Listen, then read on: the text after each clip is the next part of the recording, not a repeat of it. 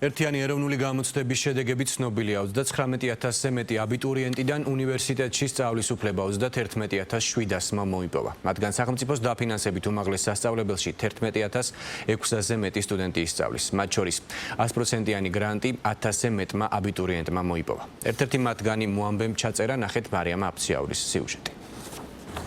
ლიზი აფრასიძემ ეროვნულ გამოცდებზე 100%-იანი გრანტი მოიპოვა და თბილისის სახელმწიფო სამედიცინო უნივერსიტეტის სტუდენტი გახდა. იცის, რომ ერთ-ერთი რთულად და ხანგრძლივად დასაუფლებელი პროფესია ერჩია, თუმცა საკუთარ არჩევანში დარწმუნებულია. უკვე გრძელვადიანი გეგმებიც აქვს.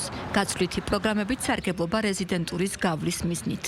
აუცილებელი არის პირადობის დამადასტურებელი დოკუმენტების წარდგენა, ასევე სკოლის ატესტატის, ანუ საბაზო საფეხურის დამამთავრებელი დოკუმენტი უნდა წარუადგინოთ და რეგისტრაციის გავლის შემდეგ ჯერჯერობით უცნობი არის ეს დეტალები, როდის დაიწყება რეგისტრაცია, როდის დაიწყება სწავლა, თუმცა პერიოდულად ალბათ თვითონ უნივერსიტეტები მოგვაწვდიან ამ ინფორმაციას. ვიცით, რომ ყველა მიზნისკენ მიმავალი გზა არის რთული, თუმცა უნდა იცოდნენ, რომ თუ რაღაცას გადაწყვეტენ, აუცილებლად ამ მიზნისკენ უნდა იარონ წელში გამართულებმა და იცოდნენ, რომ შრომა აუცილებლად გამოიღებს შედეგს. ლიზისთან ერთად ეროვნული გამოცდების შედეგად 100%-იანი სახელმწიფო გრანტი 1000-ზე მეტმა აბიტურიენტმა მიიღო, 70%-იანი 1400-ზე მეტმა გამოსაცდელმა, 50%-იანი გრანტი კი 4000-ზე მეტმა. ჯამში სახელმწიფო გრანტი 6500-ზე მეტმა მოიპოვა. სახელმწიფოს მიერ დაფინანსებულ უმაღლეს საგანმანათლებლო პროგრამებზე 5000-მდე ახალგაზრდა ჩაირიცხა.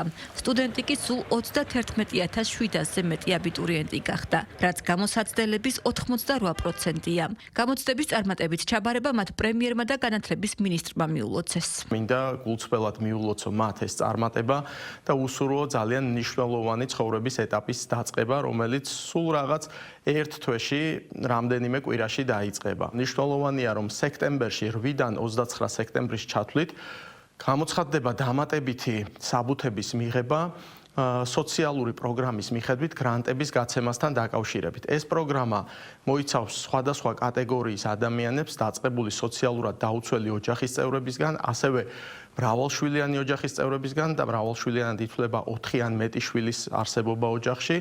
ასევე ეს ეხება მაღალმთიან რეგიონებს, დროებით ოკუპირებული ტერიტორიების გამყოფ ხასთან ცხოვრებ ახალგაზრდებს და ბევრ სხვა კატეგორიას. გამოცდების ეროვნულმა ცენტრმა აბიტურიენტთა ჩარიცხვისა და გრანტის განაწილების შესახებ ინფორმაცია დღეს დილით გამოაქვეყნა. შედეგების გაცნობა ცენტრის ვებგვერდზე პირადი ნომრისა და პაროლის მითითებითაა შესაძლებელი. ცენტრში ის პროცედურები განმარტეს, რომელთა გავლაც აბიტურიენტების უმაღლეს სასწავლებელში ჩარიცხვისთვისაა აუცილებელი.